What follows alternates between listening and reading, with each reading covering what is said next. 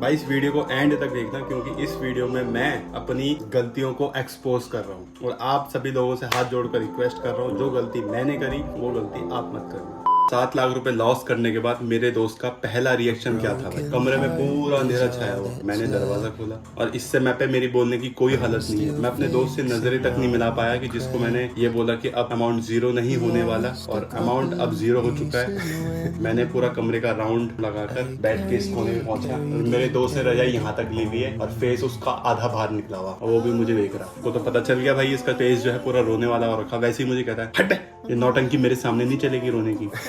मैं यूं रजाई हटाता हूँ और हम दोनों दोस्त बिस्तर ओढ़कर सिर्फ एक ही गाना सुन रहे हैं भाई। 3 बाण के धारी तीनों बाण चलाओ ना।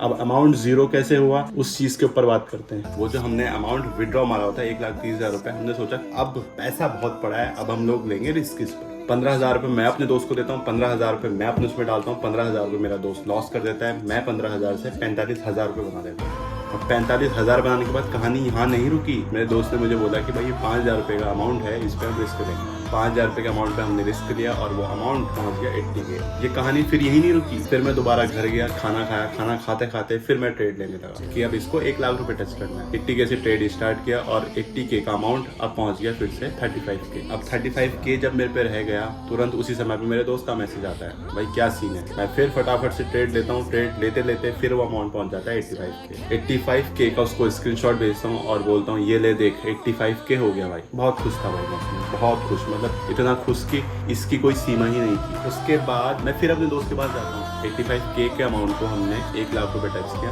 और उसको विड्रॉ मारा। उसके बाद रात होते ही मैं घर गया, खाना वाना खाया और बिस्तर में आराम से मूवी देखने लगा।